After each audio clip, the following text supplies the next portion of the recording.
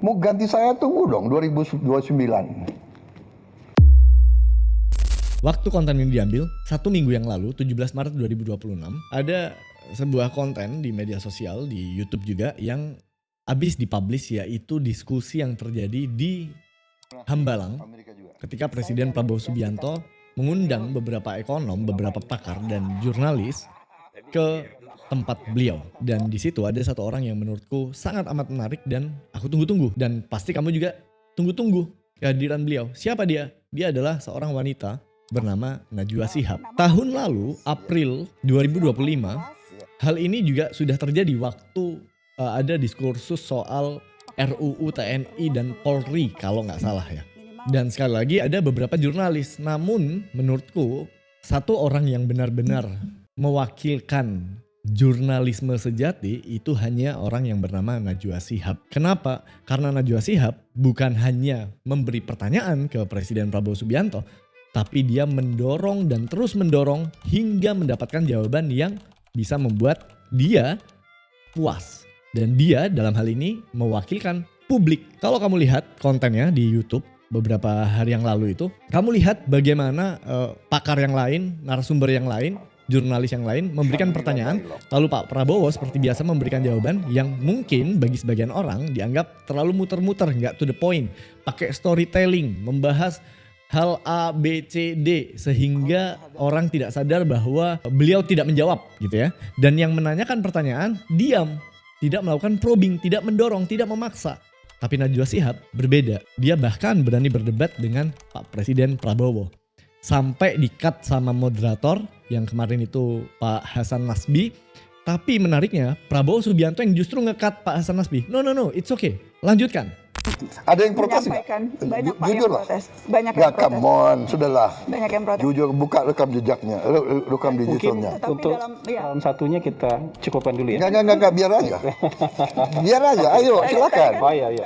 Oke, hanya Najwa Shihab yang berani. Dan teman-teman, melakukan hal itu di depan Presiden Republik Indonesia itu bukan sesuatu yang mudah. Kalau kamu lihat dari gestur atau dari cara narasumber lain bertanya, itu pasti kamu ngelihat bahwa ada gestur-gestur yang ya udah deh, nggak terjawab, ya udah nggak apa-apa. Karena apa? Karena beresiko, terlalu berani, terlalu dalam tanda kutip melawan, itu bisa nggak tahu ya, tapi itu bisa membahayakan karirnya gitu loh. Paling nggak ditandain lah, atau mungkin berpotensi dia kehilangan undangan yang akan dilayangkan oleh Presiden Prabowo tahun depan.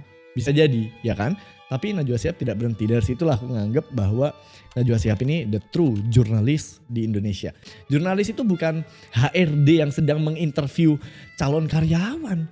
Yang kalau calon karyawannya ditanya sesuatu dan jawabnya muter-muter terus dia tulis saja. Enggak, jurnalis itu dia bertanya sampai dia dapat jawabannya. Now, di konten di balik pengaruh ini kita akan bahas bagaimana Najwa Shihab punya pengaruh yang sangat amat besar.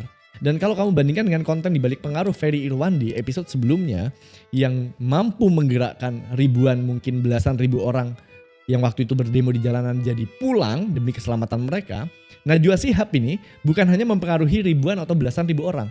Najwa Shihab dengan kontennya di Instagram, postingan di Instagram, satu orang doang, Najwa Shihab doang, satu postingan Garuda Biru dengan tulisan peringatan darurat, efeknya insane bro. 440 kota yang tersebar di Indonesia, masyarakatnya pada turun ke jalan melakukan demonstrasi besar-besaran. Di Jakarta, massa hingga menerobos gedung DPR. Coba kamu bayangin dulu jika seandainya konten itu diposting oleh akun random gitu, orang-orang random biasa gitu. Faktanya, postingan peringatan darurat itu awalnya memang bukan dari Najwa Shihab loh. Dari orang random di X atau di Twitter. Nanti aku bahas lebih jauh soal itu. Dan Najwa Shihab ketika posting itu bisa membuat satu negara ini bisa dibilang gonjang-ganjing bro. So kita mulai konten di balik pengaruh seorang Najwa Shihab. Oke, sebelum kita lanjut, kenalin dulu, nama aku Hasan Askari, aku adalah founder dari Ace Human Resource, dan lebih dari 1 dekade aku bekerja sama dengan para pemimpin perusahaan, para pemimpin organisasi untuk mengembangkan kemampuan kepemimpinannya agar para pemimpinnya bisa membawa perubahan yang lebih baik ke perusahaannya. Di dalam pekerjaanku itu teman-teman, aku punya banyak pengalaman soal pengaruh. Bahwa seringkali pejabat-pejabat di perusahaan atau mungkin di tempat kamu bekerja, pengaruhnya justru lebih kecil dibanding 1 atau 2 orang yang ada di perusahaan itu yang tidak memegang jabatan tapi sangat kuat pengaruhnya. Seakan-akan opini dari 1-2 orang ini jauh lebih powerful daripada pemimpinnya. Nah, that is influence, pengaruh. Dan John C. Maxwell, salah satu pakar leadership, menyampaikan salah satu phrase terkenalnya dia adalah leadership is influence, nothing less, nothing more. Kepemimpinan itu pengaruh, tidak kurang dan tidak lebih. Jadi siapa yang punya pengaruh, dialah pemimpin sebenarnya. Dan di konten ini kita akan membahas bagaimana mekanisme apa yang terjadi di kepala kita sebagai masyarakat kok bisa ya terpengaruh oleh Najwa Shihab dan dalam jumlah yang sebesar itu. 440 kota loh demo. So, let's go. Kita masuk ke di balik pengaruh Najwa Shihab. Oke, tapi kita perlu mundur dulu dari diskusi di Hambalang tadi ya, supaya kita bisa melihat sesuatu yang secara gradual tertanam di otak kita tentang Najwa Shihab dan kenapa kita terpanggil untuk mengikuti Najwa Shihab. Di bulan Agustus 2024 yang tadi aku sempat mention, itu MK teman-teman udah ngebuat keputusan tentang syarat pencalonan kepala daerah. Oke, udah selesai, final. Tapi tiba-tiba di hari yang sama atau hari besoknya ya, aku lupa ya, para DPR tiba-tiba memutuskan untuk kumpul di suatu tempat melakukan sidang yang sangat urgent, sangat darurat. Dan hanya dalam 1 hari tiba-tiba para DPR sepakat dan berhasil membuat keputusan untuk revisi undang-undang terkait pemilu, terkait pencalonan kepala daerah, intinya gitu. Untuk siapa DPR ini berkumpul dan secepat itu membuat keputusan dalam sidang yang terjadi dalam 1 hari. Padahal kita tahu bagaimana DPR itu kalau mau membuat undang-undang atau revisi undang-undang itu butuh berbulan-bulan bahkan bertahun-tahun gak ada perubahan. But in this particular thing 1 hari selesai. Untuk siapa dan untuk apa? Banyak spekulasi yang beredar bahwa kebut-kebutan revisi undang-undang ini dilakukan agar, spekulasi ya, anak dari presiden saat itu yaitu Presiden Joko Widodo yang bernama Kaisang Pangarep bisa maju pencalonan. Waktu itu sebelum revisi undang-undang kebut-kebutan 1 hari itu, Kaisang Pangarep gak bisa maju karena ada syaratnya, ada threshold. Threshold soal pencalonan minimal 20% suara dari partai lah apalah. Oke, aku sendiri juga gak terlalu clear ya, gak terlalu ingat, apalagi masyarakat umum. Siapa yang tahu soal itu? Iya kan? Sampai akhirnya ada 1 orang yang posting di Instagram yang tadi aku ceritain, yaitu soal Garuda Biru, peringatan darurat. Dari situ semua orang jadi tahu apa itu threshold pencalonan calon kepala daerah, apa itu putusan MK, apa itu putusan MA. Kita jadi tahu banyak hal yang sebelumnya hanya diketahui segelintir orang, mungkin lulusan atau mahasiswa hukum dan pakar-pakar hukum dan pakar-pakar tata negara. Dan dari 1 postingan itu masyarakat turun ke jalan dan akhirnya sidang paripurna DPR gagal quorum, artinya DPR nggak bisa voting, gagal dalam voting karena waktu itu massa begitu banyak turun dan berusaha menerobos masuk ke gedung DPR. Kacau sekali situasinya waktu itu, sangat menegangkan dan sangat genting, bahkan media-media luar juga meliput soal kejadian ini dan akhirnya revisi undang-undang itu stuck. Can you imagine it? 1 person, 1 woman, 1 post di Instagram, di Twitter, di akunnya Najwa Shihab menghentikan proses legislasi tingkat nasional. That's an insane level of influence. Itu level pengaruh yang gila bro, yang gak make sense. Imagine jika pengaruh sebesar itu jatuh di tangan orang yang punya kepentingan yang sebenarnya membahayakan negara Republik Indonesia. Untungnya kita semua percaya, mayoritas dari kita percaya bahwa Najwa Shihab as a person ya secara pribadi, bukan narasi TV. Kita percaya bahwa Najwa Shihab itu berada di pihak masyarakat, berada di pihak kebenaran, berada di pihak kebaikan demokrasi di Indonesia. Dan itu menurutku, oke? Jadi pertanyaannya, apa sih yang sebenarnya terjadi? Apakah ini hanya viral-viralan aja? Apakah ini hanya karena orang-orang atau masyarakat kita FOMO? Dan waktu itu aku ingat sendiri ya, di Instagramku, semua teman-temanku di story-nya itu ketika aku swipe, semua Garuda Biru. Almost everyone. Dan aku pun juga posting Garuda Biru. Dan kamu pun juga posting. Teman-temanmu pun juga posting. Kalau ini sekedar viral-viralan teman-teman, sorry to say ya, konten soal kucing yang lucu juga bisa dapat jutaan likes. Tapi nggak berarti apa-apa, nggak menggerakkan masyarakat, nggak membuat perubahan apapun. So this is way much more bigger daripada sekedar viral atau FOMO. Oke? Dan ini ada namanya. Aku jelasin ya, lewat sebuah penelitian yang dilakukan oleh Maxwell Malcolms dan Donald Shaw di tahun 1972 tentang yang namanya agenda setting theory. Penelitian ini dilakukan kepada 100 pemilih yang ada di Amerika waktu itu dan menjadi fondasi teori komunikasi. Aku bacain definisinya ya. Agenda setting theory, definisinya adalah media tidak memberitahu orang apa yang harus dipikirkan. Media menentukan apa yang orang pikirkan. Apa bedanya dari dua kalimat tadi? Media tidak memberitahu, tapi media menentukan apa yang orang pikirkan. Ketika kamu bisa membedakan dua hal ini, kamu akan tahu bahwa this is something very huge. Ini sesuatu yang sangat besar dan sangat powerful. Dan bisa berbahaya ketika jatuh ke orang yang salah atau media yang punya kepentingan yang merugikan kita. Untungnya sekali lagi, menurutku nggak kayak gitu. Dan mekanisme ini terjadi tanpa kita sadari bahwa Najwa Shihab dan Narasi TV dan akunnya Mata Najwa saat itu tidak ngasih tahu kita apa yang penting untuk dipikirkan. Peringatan darurat saat itu menentukan, postingan itu menentukan apa yang harus kita pikirkan, apa yang harus kita anggap penting, apa yang harus kita abaikan dulu, apa yang harus kita lakukan soal hal ini. Itu namanya agenda setting, teman-teman. Dan itu jauh lebih powerful. Kenapa? Karena kalau aku bisa menentukan apa yang sebaiknya kamu pikirkan, atau aku bisa menentukan apa yang harus kamu pikirkan hari ini, maka aku gak perlu memberikan opiniku. Opini itu, kesimpulan itu akan lahir dari kamu sendiri. Dan itu terasa lebih real, lebih personal. Kamu gak ngerasa diarahkan, kamu gak ngerasa dimanipulasi. Emang aku juga setuju kok sama hal ini.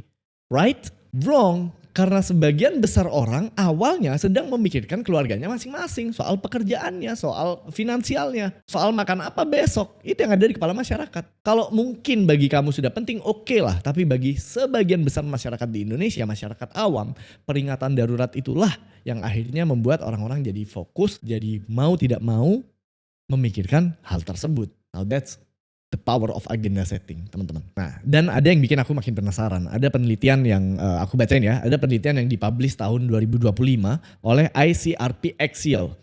Mereka survei 384 responden dan mengukur jalur mobilisasi dari postingan peringatan darurat itu. Jadi di track gitu. Ini dari mana awalnya menyebar paling luasnya, dari mana hasilnya. 69,2% varians mobilisasi publik bisa dijelaskan oleh 3 faktor. Yang pertama, social engagement. Yang kedua, moral emotions. Yang ketiga, source credibility. This is not opinion. This is a data. Ini adalah data gitu ya. Bahwa pengaruh Najwa Shihab itu bukan konsep abstrak. Pengaruh Najwa Shihab itu measurable, bisa diukur. Nah, dari 3 faktor yang penelitian tersebut temukan, salah satu yang paling membuatku tertarik adalah faktor ketiga, yaitu source credibility. Artinya kredibilitas sumber, siapa yang memposting, siapa yang menyampaikan, itu menjadi faktor yang sangat kuat untuk menentukan apakah kita mau buy in terhadap isu yang sedang diberitahukan oleh sumber tersebut. Dan bayangin kalau misal postingan peringatan darurat itu munculnya bukan dari Najwa Shihab, let's say dari orang-orang random. Maka kita bisa dengan mudah bilang, alah ini buzzer, alah ini lebay, apa sih? Ya kan? Tapi begitu kita tahu yang posting ini Najwa Shihab, this must be true. Itu namanya source credibility. Kredibilitas informasi itu ditentukan dari sumbernya. Fakta menariknya adalah bahwa konten Garuda Biru itu awalnya memang bukan dari Najwa Shihab. Waktu itu awalnya dari X, ada orang random posting peringatan darurat. But who give a shit? Who give a damn about it? But when Najwa did it, satu negara gonjang-ganjing. Pertanyaannya adalah, kenapa kok harus Najwa? Gambarnya sama persis loh. Peringatan darurat sama persis postingannya. What is it so special about this woman? Kita akan masuk ke chapter berikutnya. Ada seorang filsuf bernama Alvin Goldman dari Rutgers University. Orang ini menghabiskan karirnya untuk menjawab satu pertanyaan. Gimana cara orang biasa seperti kita menentukan siapa yang layak dipercaya? Dan Goldman menemukan ada 5 kriteria. 5 hal yang secara nggak sadar kita pakai, kita gunakan untuk menentukan apakah judgement dari orang tersebut layak kita jadikan rujukan kebenaran. Dan notice ya, aku bilang penilaiannya. Oke, bukan sekedar fakta yang disampaikan oleh orang tersebut, tapi judgement-nya. It's two different thing. Karena kalau kamu cuma percaya fakta dari apa yang disampaikan seseorang, ya itu biasa aja. Ada orang random menyampaikan fakta, data, statistik, kamu percaya karena ada research-nya, of course itu wajar. Tapi kalau judgement, tapi kalau penilaian tentang apa yang penting, apa yang gak penting, apa yang benar, apa yang salah, apa yang baik, apa yang kurang baik, apa yang darurat, dan apa yang gak darurat. Now that's a whole different level of trust. Itu level kepercayaan yang berbeda teman-teman. Dan Goldman menyebutkan ini dengan istilah epistemic authority. Now sekarang kita bacakan 5 kriteria Goldman itu apa aja. Ini kita bahas satu-satu ya. Yang pertama, kualitas argumennya. Apakah logis, apakah enggak, apakah masuk akal, apakah bisa dengan mudah dipahami atau enggak, itu kualitas argumen. Kalau kamu ngelihat mata Najwa, kamu tahu sendirilah gimana Najwa Shihab gak sekedar punya pertanyaan yang lalu dilemparkan begitu saja. Enggak, dia meramu pertanyaannya. Dan dari dia meramu pertanyaannya lalu disampaikan ke Presiden Prabowo Subianto, you know right away bahwa pertanyaan itu sangat logis dan sangat penting untuk ditanyakan. Oke? Dan kalau narasumbernya ngeles, ketika Pak Presiden tidak menjawab to the point, dia stay. Ini ada postingan dari Najwa Shihab tuh yang ngambil cuplikan dari konten YouTube-nya yang panjang soal diskusi kemarin. Najwa Shihab menanyakan satu pertanyaan dan Pak Prabowo mengkonfirmasi jawabannya bahwa BOP Indonesia di BOP Board of Peace itu tidak mengeluarkan uang, tidak berkomitmen secara finansial yang $1 miliar itu di menit ketiga. Bayangin, jawabnya Pak Prabowo tuh nggak langsung to the point. Najwa Shihab stay, dia nggak mau bergerak sampai dia puas. Ada pembicaraan mengenai kita wajib memberikan kontribusi sampai $1 miliar. Kemudian ada yang mengatakan wah tidak perlu kontribusi karena akan mengirimkan pasukan. Kemudian juga ada penjelasan bahwa akan diambil dari APBN, pos yang mana dan sebagainya. Boleh saya minta klarifikasi malam ini Pak untuk meluruskan?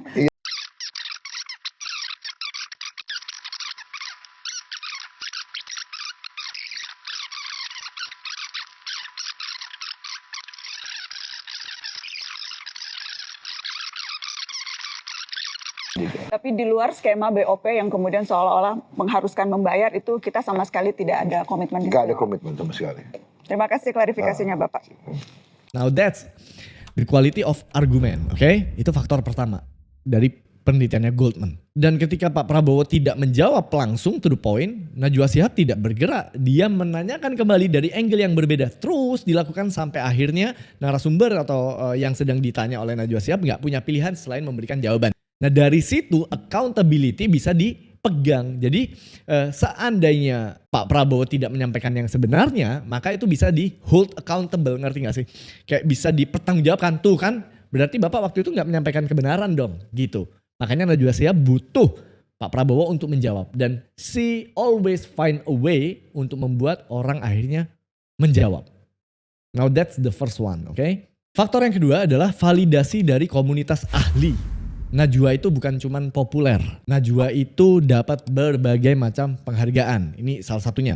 World Economic Forum menunjuk dia sebagai Young Global Leader tahun 2011. Penghargaan Jurnalistik Nasional 2005. Nominasi ASEAN Television Awards berkali-kali. Ini bukan penghargaan ecek-ecek ya. Ini bukan penghargaan dari fans. Ini penghargaan dari sesama profesional. Now, kita geser ke yang ketiga. Bukti independensi. Now, this is interesting. Tahun 2017, Najwa Shihab resign dari Metro TV. Dan ketika ditanya sama seseorang yang menginterview keputusan dia bilang karena dia pengen lebih punya kebebasan editorial. Karena saat itu, gak bisa dipungkiri, Metro TV dimiliki oleh politisi juga, ketua partai bahkan yang bernama Surya Paloh.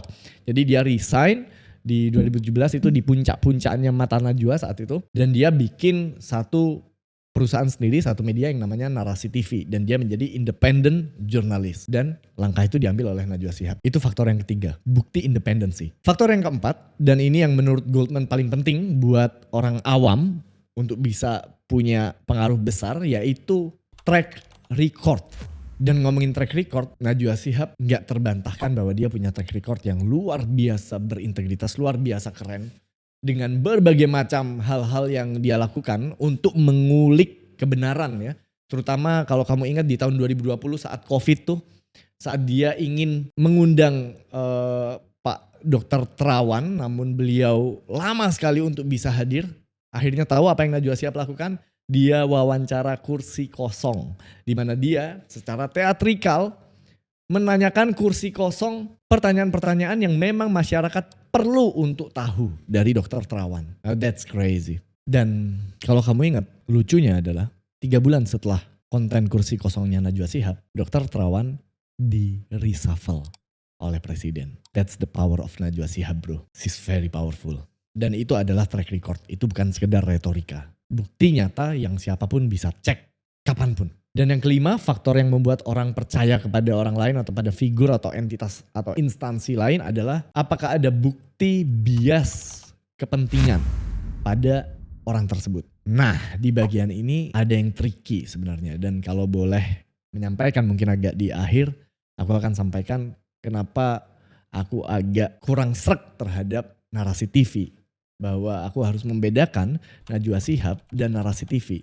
Karena kalau kamu tidak membedakan Najwa Shihab dan narasi TV, kamu bisa menganggap bahwa apapun yang diposting oleh narasi TV, apapun yang kamu baca dari narasi TV, seakan-akan ada transfer kredibilitas dan transfer kepercayaan yang kamu miliki kepada figur personnya Najwa Shihab ke narasi TV. Nanti itu akan kita bahas. Oke? Nah intinya, waktu Najwa Shihab posting ini darurat, orang gak cuman percaya datanya. Orang percaya karena Najwa Shihab yang posting, karena Najwa Shihab yang berbicara, karena Najwa Shihab yang memiliki penilaian bahwa this is urgent. And this level of trust and this level of respect yang kita punya ke Najwa Shihab itu tidak dibangun dalam 1 tahun, 2 tahun, 3 tahun, but 25 years. Dia telah menjadi jurnalis yang terus membuktikan integritasnya. Nah, kita masuk ke chapter berikutnya, yaitu mekanisme yang menurutku paling asik untuk dibahas, yaitu kenapa dari segi Najwa Shihabnya, dari segi orang ini itu memang punya daya tarik yang kuat. Dan kita akan membahas soal karismanya Najwa Shihab. And how this charm, karisma ini membantu membuat kita mempercepat proses untuk percaya ke Najwa Shihab. Bahkan mungkin ya ketika Najwa Shihab belum selesai menyampaikan pertanyaannya, kita udah langsung percaya bahwa Najwa Shihab benar atau berada di pihak yang benar.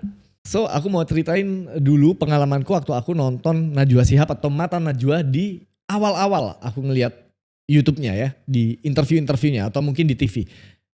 Waktu aku ngelihat dia, karena aku belajar psikologi teman-teman, aku belajar juga soal komunikasi, soal gestur, soal bahasa tubuh, ekspresi, mimik, dan aku belajar leadership. Aku tahu betul bahwa Najwa Shihab have something yang orang lain mungkin gak punya, yaitu aura, karisma, dan power di presence-nya dia, di keberadaannya dia, cara dia memandang orang yang sedang dia tanya, cara dia menyampaikan pertanyaannya, cara dia menggunakan intonasi, cara dia memegang dagunya, cara dia diam dulu sebelum melemparkan pertanyaan, cara dia melihat saat orang yang ditanya sedang menjawab dan muter-muter.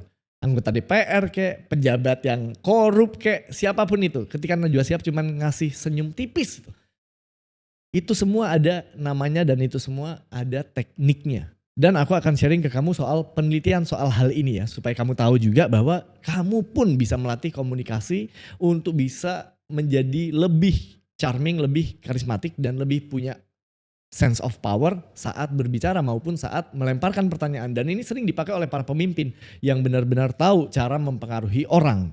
Namanya adalah John Antonakis, seorang profesor di University of Lausanne, Switzerland. Dia melakukan serangkaian penelitian soal karisma dan ada temuan yang sangat menarik yang akan aku bacain. Oke? Karisma itu serangkaian sinyal-sinyal yang bisa dipetakan dan bisa diukur. Namanya Charismatic Leadership Tactics atau disingkat CLT, Charismatic Leadership Tactic. Beberapa di antaranya adalah voice modulation, kemampuan mengatur suara. Confident pausing, ya pause, memberikan jeda. Saat mau menyampaikan sesuatu, ada jeda, diam dulu sejenak, lalu menyampaikan lagi. Itu confident pausing, pause dengan percaya diri. Lalu eye contact yang dilakukan oleh Najwa Shihab, sustained eye contact yang dipertahankan gitu. Dia nggak goyang, dia nggak takut melihat mata orang yang ada di hadapannya, tidak peduli sebesar dan sepowerful apapun jabatan orang tersebut. Bahkan seringkali kalau kamu lihat Najwa Shihab para pejabat atau orang-orang yang sedang diwawancara oleh Najwa Shihab itu sering kali memalingkan pandangannya dari Najwa Shihab. Now that's the power of eye contact dan Najwa knows how to use it properly. Dan yang paling penting adalah moral conviction, yaitu keyakinan moral yang kelihatan bukan hanya dari kata-kata tapi dari keberadaanmu itu sendiri. Teman-teman, sampai sini kita udah membahas 3 mekanisme yang terjadi di kepala kita, yaitu mekanisme agenda setting, epistemic authority, dan charismatic signaling. Masalahnya adalah kalau aku berhenti sampai di sana, maka konten ini ya cuman bisa bermanfaat untuk mengetahui mekanisme-mekanisme psikologis doang. Tapi aku gak mau berhenti di situ, aku pengen maju lebih jauh. Dan sekali lagi aku sampaikan bahwa aku tidak berniat untuk mendelegitimasi narasi TV maupun Najwa Shihab. Aku cuman melemparkan pertanyaan yang menurutku penting untuk kita tanyakan. Oke, kita masuk di chapter terakhir soal narasi TV. PT Narasi Media Pracaya. Itu nama perusahaan yang didirikan oleh Najwa Shihab dan temannya, yaitu Katarina Davi dan Dahlia Citra pada tahun 2017, persis setelah resign dari Metro TV. Sekarang aku mau bacain siapa investornya. Dan ini bukan gosip ya, ini data publik. Yang pertama, GDP Venture.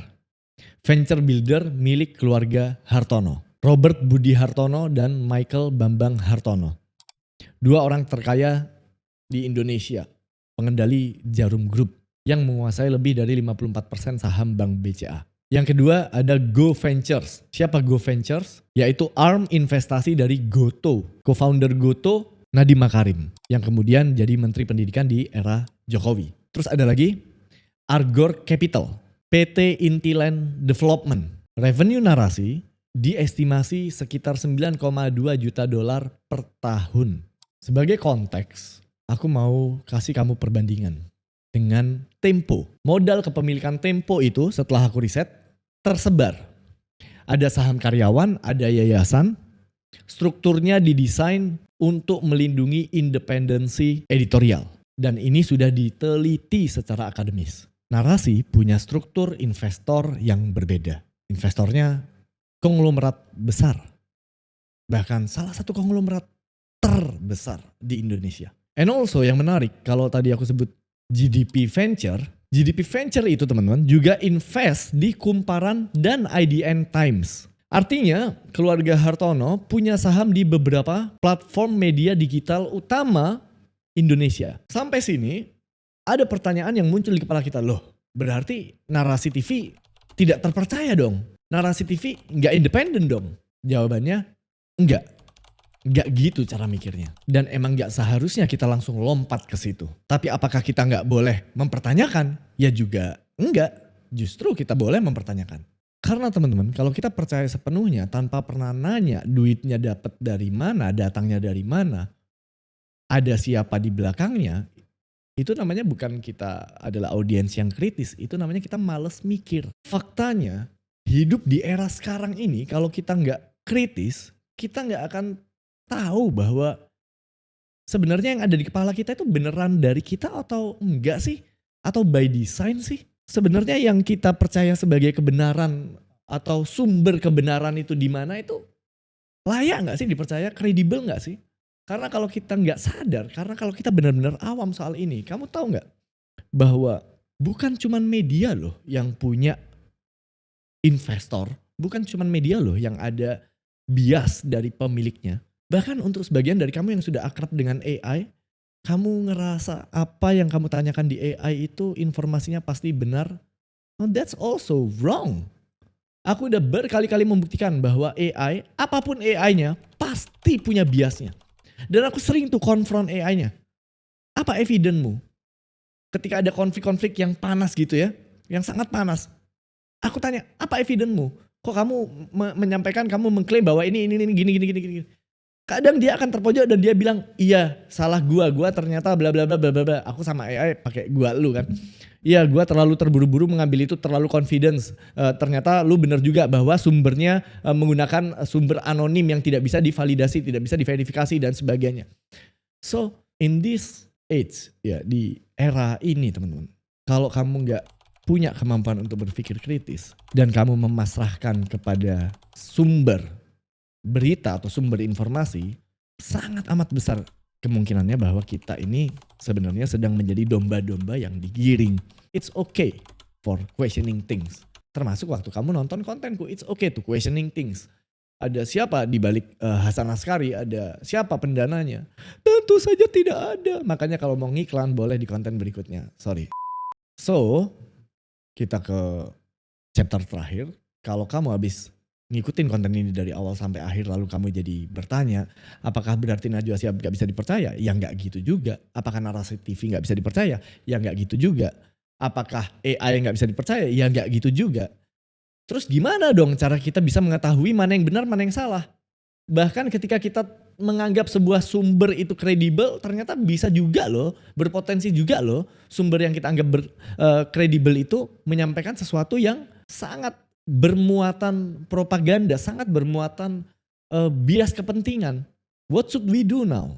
Dan ini bisa dijawab dalam logika filsafat. Ada yang namanya genetic fallacy, yaitu kesalahan berpikir di mana kamu menolak sebuah argumen atau menganggap argumen itu sudah pasti salah semata-mata karena sumbernya. Itu disebut genetic fallacy. Hanya karena yang menyampaikan Najwa Shihab sudah pasti salah atau sudah pasti benar. Hanya karena yang menyampaikan Tempo sudah pasti benar, sudah pasti salah. Hanya karena yang menyampaikan Metro TV sudah pasti benar atau sudah pasti salah. Hanya karena yang menyampaikan media barat udah pasti salah atau udah pasti benar, udah pasti kredibel atau udah pasti salah. Nah itu genetic fallacy teman-teman. Contoh gampangnya gini, seandainya ada perusahaan rokok yang mendanai sebuah penelitian soal polusi udara. Apakah langsung semata-mata karena yang mendanai adalah perusahaan rokok maka penelitian itu bisa dipastikan tidak valid dan penuh bias kepentingan? Belum tentu juga. Nah itu genetic fallacy. Kita perlu mencari tahu, perlu mencari kebenaran, menggunakan metodologi yang bisa dicek dan diverifikasi, baru kita bisa memberikan penilaian. Oh kayaknya yang ini ada biasnya deh. Kayaknya yang ini menyampaikan half truth deh. Kayaknya yang ini ada yang benar tapi nggak sepenuhnya benar.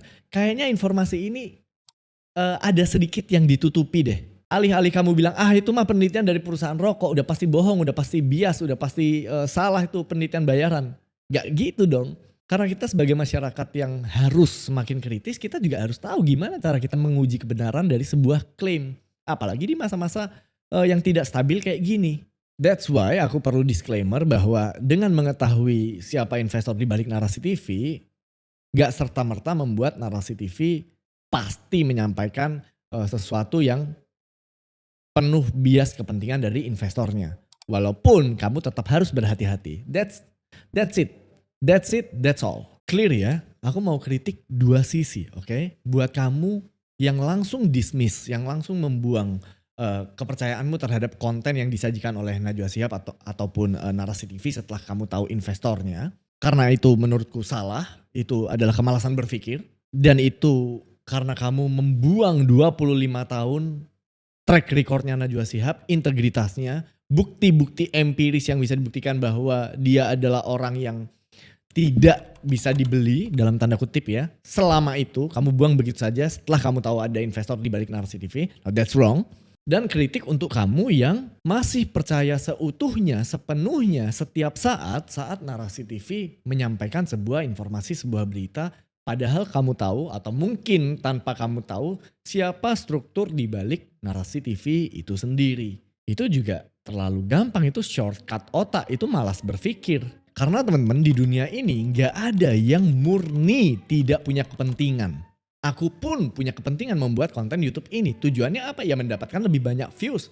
Tujuannya untuk apa? Untuk lebih banyak orang yang mengenal perusahaanku as human resource. Untuk mendapatkan jaringan, untuk membuat orang tahu dengan jasa apa yang aku punya dan lalu membeli jasa aku. Of course aku punya kepentingan. Bedanya adalah kamu harus mengetahui media mana atau figur mana, orang mana yang jujur tentang kepentingannya dan yang tidak jujur atau tidak transparan soal kepentingannya. Dan di Indonesia ini ada satu regulasi yang menurutku berbahaya ya, yaitu konten iklan tidak perlu menyampaikan bahwa ini konten iklan. Sedangkan kalau kamu tahu di Amerika misalnya ketika ada konten sponsored itu pasti ada tulisan sponsored atau ads atau sponsored konten, itu pasti ada. Kalau di Indonesia enggak loh.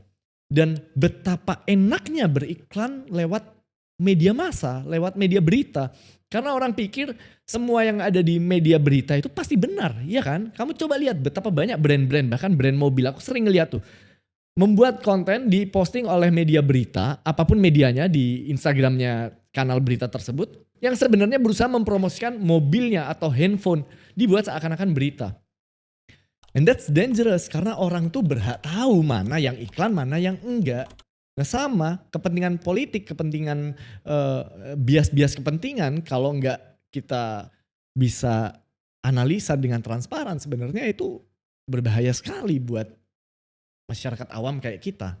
Jadi menurutku posisi yang paling jujur itu di mana? Langsung membuang mentah-mentah atau langsung menerima mentah-mentah juga seutuhnya? Menurutku yang paling tepat adalah di tengah. Yaitu terima informasinya, periksa datanya, periksa bukti klaimnya, argumennya, dan selalu cari tahu dari mana informasi itu datang. That's all. Oke teman-teman, if you like this content, perlu kamu ketahui bahwa konten ini adalah hasil kerja keras dari banyak orang untuk bisa menyajikan konten ini ke kamu, dan kamu bisa mengapresiasi itu dengan like, comment, dan subscribe, dan kamu bisa share konten ini ke teman-temanmu. And if you want, kamu bisa join ke grup membership kita, membership untuk future leaders, di mana di setiap bulan kita ada sesi workshop untuk belajar meningkatkan kemampuan kepemimpinan kita dan meningkatkan karir kita untuk karir yang lebih baik. Kamu bisa bergabung di membership future leaders. Anyway, kalau kamu ingin menghubungi kami, as Human Resource, kamu bisa kontak kami melalui website kami. Apapun kendala yang kamu punya, apapun masalah organisasi yang kamu punya, kamu bisa diskusikan bersama kami. Kamu tinggal hubungi kami di link yang ada di bawah ini. Kamu masuk ke website kami dan klik nomor kontak kami yang ada di situ. And I'll talk to you later. Thank you very much teman-teman. Aku Hasan Askari. See you later.